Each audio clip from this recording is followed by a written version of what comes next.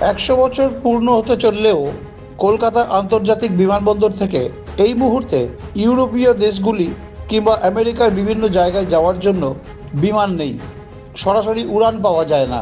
তাই সেই অভাব পূরণ করতে উদ্যোগী হলো রাজ্য সরকার।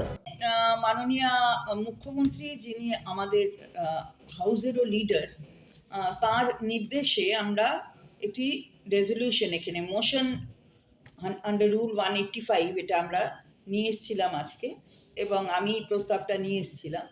তো সেই প্রস্তাবে আমরা যেটা বলতে চেয়েছি যে এই কলকাতা এয়ারপোর্ট, এখান থেকে, এটা যে ইন্টারন্যাশনাল এয়ারপোর্ট, সেই ইন্টারন্যাশনাল এয়ারপোর্ট থেকে ডাইরেক্ট কানেক্টিভিটি কোথাও ইউরোপিয়ান কান্ট্রিজ অথবা ইউনাইটেড স্টেটস অফ আমেরিকার বিভিন্ন জায়গায় সেটা নেই।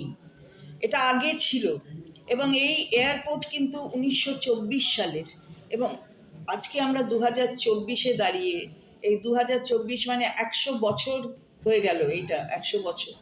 তো সেখানে দাঁড়িয়ে আজকে দেখা যাচ্ছে যে চলে গেছে অনেকগুলো এয়ারলাইন্স, তারা চলে গেছে, তারা আগে এখানেই ডাইরেক্টলি তাদের ফ্লাইট ছিল, ডাইরেক্ট ফ্লাইট, যেটা ইউরোপিয়ান কান্ট্রিজ এবং ইউনাইটেড স্টেটস অফ আমেরিকার বিভিন্ন জায়গায় যেত। তো এটা যদি করা হয় তাহলে এখানকার যারা মানুষ, যারা বিদেশে যান অথবা বিদেশের মানুষ এখানে আসেন, তাদের পক্ষে সুবিধা হবে।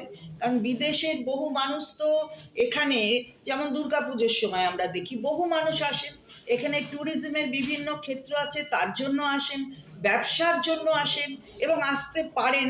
তাদের এটা আগে স্টপ ওভার ছিল, মানে এই এয়ারপোর্টে এটা স্টপ ওভার করে অন্য জায়গায় লোকে যেতেন। এখন স্টপ ওভারটা এখান থেকে উঠে গেছে, যেহেতু এই এরা এখানে এই এয়ারলাইন্সগুলো বন্ধ করে দিয়েছে। তো ওনার প্রস্তাব উনি দিয়েছেন যে উনি যেতে পারেন, মানে ওনার বিরোধী দলে যারা রয়েছেন তাদের থেকে এমএলএরা যেতে পারে, এবং তিনি প্রস্তাব দিয়েছেন সেটা, যেহেতু হয়তো আমি আজকে রেজলিউশনটা নিয়ে এসেছি, তাই আমার নেতৃত্বে যাওয়ার জন্য। অ্যাকচুয়ালি দেখুন, কে যাবেন কে যাবেন না, এটা লিডার অফ দ্য হাউস যিনি, তার উপর নির্ভর করে কোথায় কোথায় প্রস্তাব, কিন্তু উনি দিয়েছেন। লিডার অফ দ্য অপোজিশন, তিনি এই প্রস্তাব দিয়েছেন।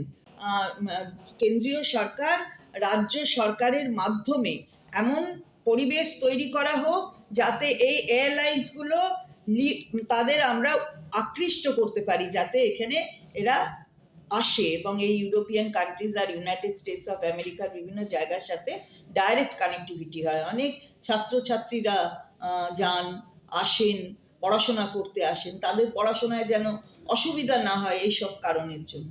এটা আজকে বিধানসভায় বিরোধী দলের যারা ছিলেন, মাননীয় বিরোধী দলনেতা, তার নেতৃত্বে সবাই সহমত হয়েছে।